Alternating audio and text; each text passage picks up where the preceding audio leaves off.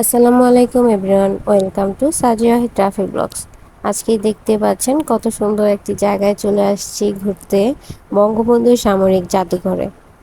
আপনাদের বেশি বড় বড় ক্লিপ দেখাতে পারিনি, ছোট ছোট ক্লিপ নিয়েছি কারণ এখানে ভিডিও করাটাও অ্যালাউ না। খুব কষ্টে ভিডিও করতে পেরেছি, তাই একটু একটু করে পুরোটা পুরোটা ভিডিও দেখবেন আর আমাদের সাথেই থাকবেন। এই তো আমি এখন রেডি হয়ে নিচ্ছি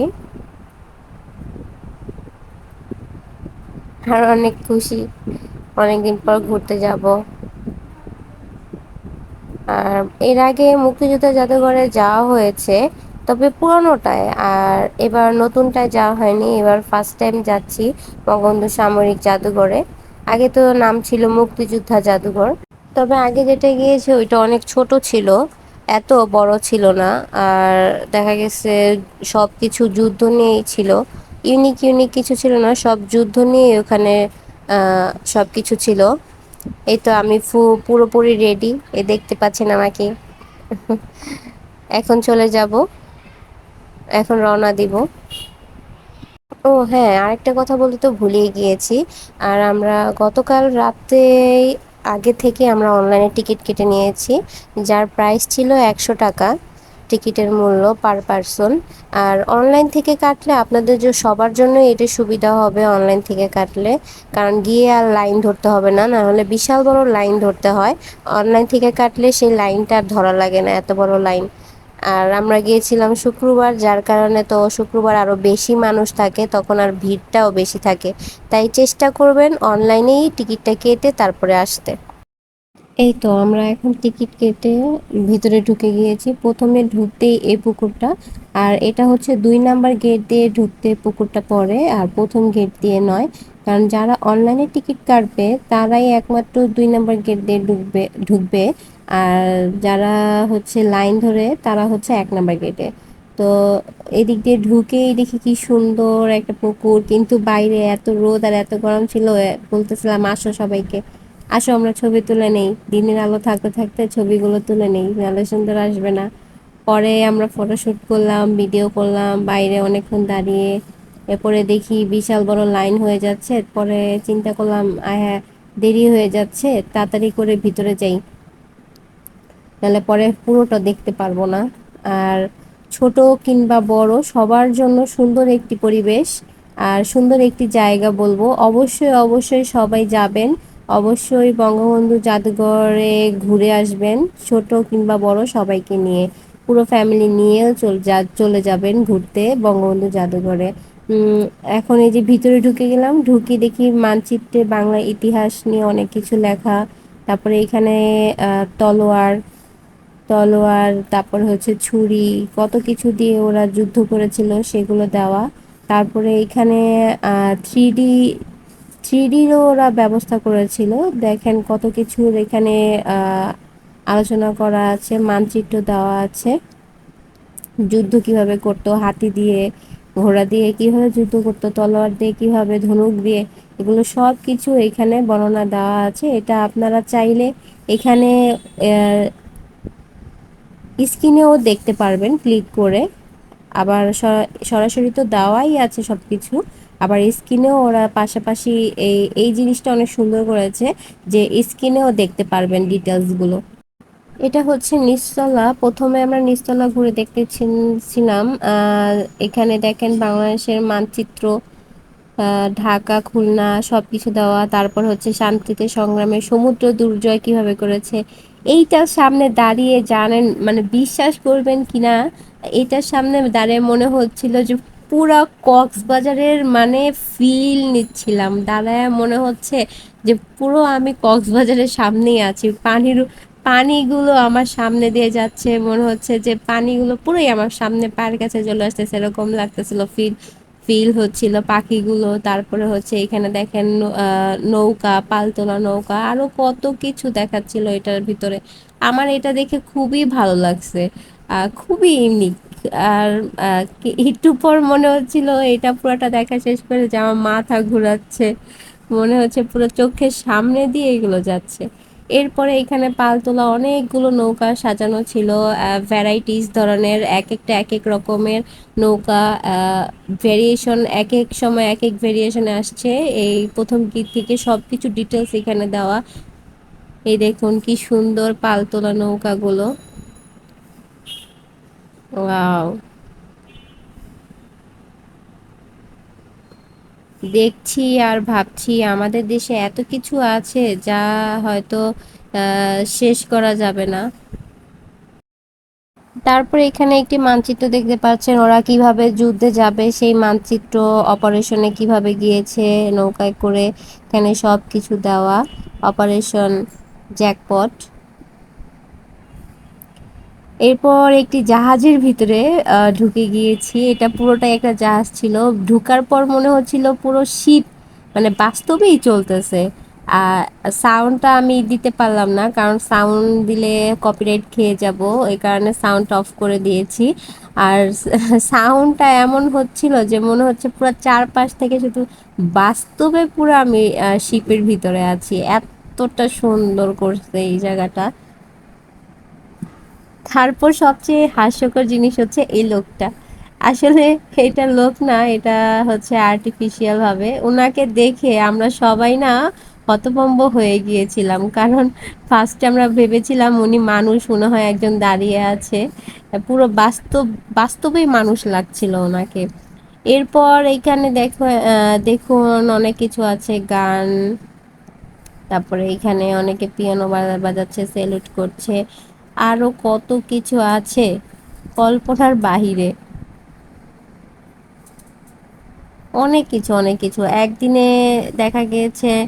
আহ 2 ঘন্টায় ঘুরে আমাদের পুরো পা ব্যথা হয়ে গিয়েছিল, হাঁটতে হাঁটতে পা ব্যথায় শেষ। এখানে দেখতে পাচ্ছেন যে আর্মি আর্মির একজন সিপাহী, উনি আহত হয়েছে, তাকে স্ট্রেচারে করে নিয়ে যাওয়া হচ্ছে।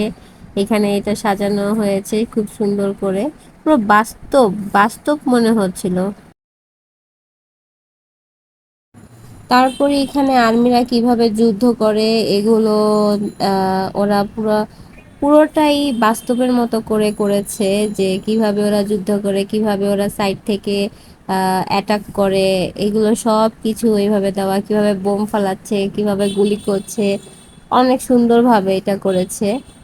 আরও এখানে অনেক কিছু ছিল আর্মিদের, এখানে এক এক পদের পর উন্নতি হওয়ার পর কখন কোন টুপি ওদের দেওয়া হয়, এখানে সেই টুপিগুলো সাজানো ছিল, ক্যাপগুলো সাজানো ছিল। তারপর হচ্ছে ওদের যে কোন ব্যাচ দেওয়া হয় সেই ব্যাচগুলো সাজানো ছিল।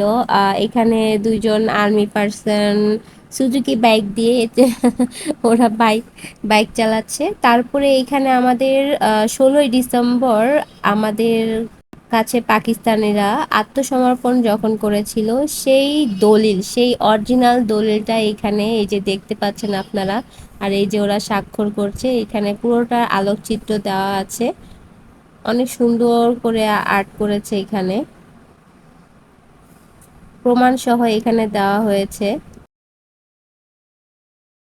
তারপরে এখানে দেখলাম কামান, বিশাল বড় কামান, আরো অনেক কিছু আছে। আর এখানে টোটাল হচ্ছে 5টা ফ্লোর। এই তো দেখেন এখানে দেখা যাচ্ছে স্যাটেলাইট। এইখানে একদিনে দেখে এখানে আসলে অবশ্যই সময় নিয়ে আসবেন, না হলে দেখে শেষ করতে পারবেন না, এত বড় প্লেস যে মাথাই নষ্ট হয়ে যাচ্ছিল যে কি রেখে কি দেখবো, কোনটা রেখে কোনটা আগে দেখবো। সিপাহী বিদ্রোহ, এখানে সব যুদ্ধের সময় কি কি ব্যবহার করা হয়েছে এখানে সবই আছে। তারপরে এটা হচ্ছে টার্নেল। এই তো আরো অনেক কিছু আছে এখানে, আমাদের প্রধানমন্ত্রী শেখ হাসিনার অনেক কিছু আছে। তারপর এখানে ব্রুজও রাখা হয়েছে, এই যুদ্ধের সময় এই যে বুলেট ইউজ করা হয়েছে, কি কি বুলেট ইউজ করা হয়েছে এগুলো, এগুলো আছে, কোন পিস্তল ইউজ করা আছে, এগুলো সব সাজানো আছে। যুদ্ধের সময় কোন বোট ইউজ করা হয়েছে, এই দেখুন এই বোটটা কি সুন্দর। মানে অনেক কিছু শেখার আছে এখানে গেলে, যা দেখে মানে শেষ করা যাবে না। আর নিচতলায় দেখা গেছে 2টা ফ্লোর, নিচতলা। নিচতলা শেষ করতে করতে তারপরে আরো উপরে দোতলা আছে, টোটাল হচ্ছে 5টা ফ্লোর। এই তো এখানে দেখতে পাচ্ছেন আরো কত কিছু ল্যাম্প। আরো আমাদের মাননীয় প্রধানমন্ত্রী শেখ হাসিনার অনেকগুলো ট্রফিও এখানে সাজানো ছিল। আর এখানে যা দেখতে পাচ্ছেন, এখানে হচ্ছে আমাদের মাননীয় প্রধানমন্ত্রী শেখ হাসিনার ওনার সব ব্যবহারকৃত ব্রুচগুলো এখানে সব কালেক্ট করে রাখা আছে। কি সুন্দর এক একটা দেখতে। তারপর এখানে কত জাহাজ। এখন দেখলাম অনেক অনেক ইউনিক ইউনিক জিনিস এখানে কালেকশন করে রাখা আছে। আগে এত কিছু ছিল না, যা এবার দেখলাম। তারপর 3D ভিডিওগুলো দেখে মনে হচ্ছিল যে আমি এইখানে বাস্তবেই কক্সবাজারে আছি, বাস্তবেই শিপের উপর দাঁড়িয়ে আছি। এই তো এখানে দেখছেন সার্ভ করতেছে খাবার। ওগুলো সবই আর্টিফিশিয়াল, তবে অনেক সুন্দর করেছে, যা কল্পনার বাহিরে এতটা সুন্দর করেছে। বাস্তবে না দেখলে বোঝা যায় না। এই তো ডুবুরি। আরো অনেক কিছু আছে যা ভিডিও, অনেক কিছু ভিডিও করা যায়নি দেখতে দেখতে। যেটুকু পেরেছি ছোট ছোট ক্লিপ নিতে পেরেছি আপনাদের সাথে শেয়ার করার জন্য। আরো কিছু, আরো অনেক কিছুর ভিডিও করতেই পারিনি সময় স্বল্পতার কারণে। এই তো হেলিকপ্টার দেখতে পাচ্ছেন, এগুলো সব যুদ্ধে ব্যবহার করা হয়েছে হেলিকপ্টারগুলো। আরো যুদ্ধের সময় আর্মিদের কত অবদান ছিল, এগুলো ছিল যুদ্ধে ওরা কিভাবে যুদ্ধ করেছে, প্লাস হচ্ছে পিলখানায় যারা যারা হত্যা হয়েছে তাদেরও অনেক কিছু এখানে সাজানো ছিল। আর ছবি সহ এখানে কালেক্ট করা ছিল অনেক কিছু, ওদের ব্যবহারকৃত ঘড়ি, আর্মিদের ক্যাপ, এগুলো ছিল সবকিছু এখানে। এখানে আরো অনেক কিছু আছে, ছোট ছোট গান, তারপরে হচ্ছে তলোয়ার, তারপরে কামান, তারপরে এখানে M416, এই যে কত সুন্দর করে সাজানো আছে দেখুন। যেগুলো দিয়ে সব যুদ্ধ করা হতো সব কিছু এখানে আছে।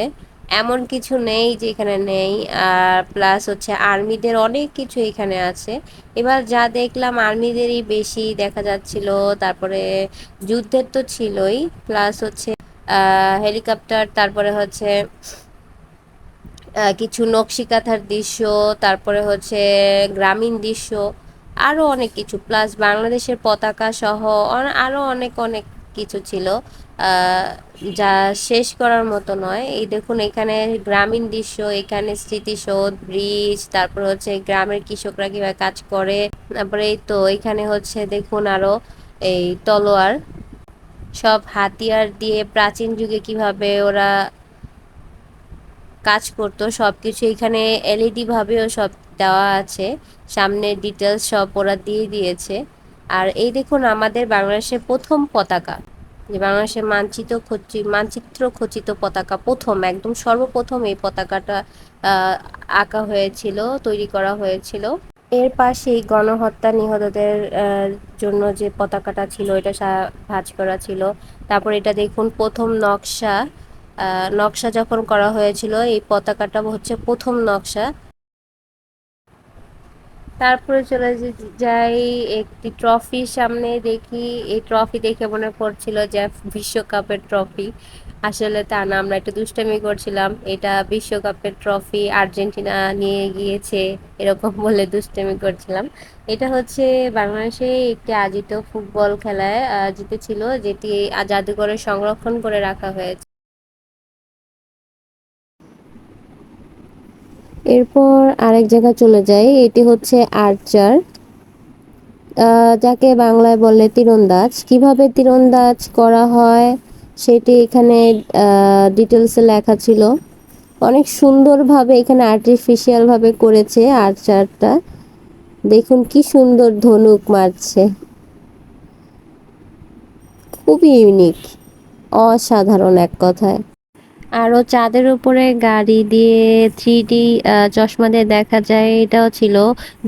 দুর্ভাগ্যবশত আমরা যেদিন গিয়েছি ওই দিন সেটির কাজ চলতেছিল, যার কারণে ওইটি আর দেখা হয়নি। এরপর আমরা তিনতলায় চলে যাই।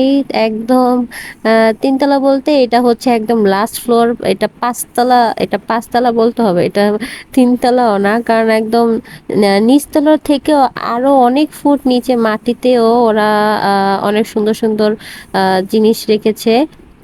এই টোটাল 5 তলা।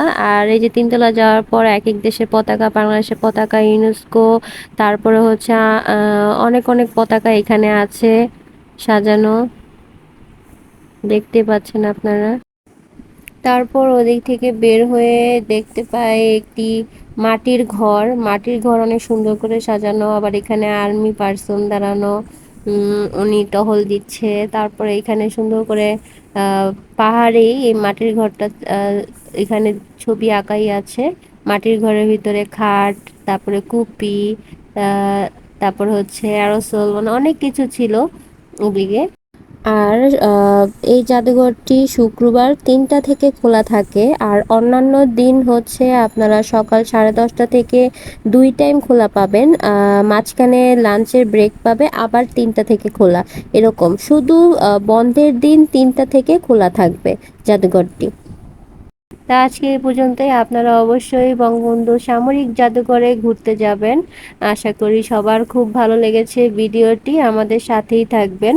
নতুন নতুন ভিডিও আপডেট পেতে আমাদের পেজে লাইক, ফলো, কমেন্টস এবং শেয়ার করে দিবেন অবশ্যই।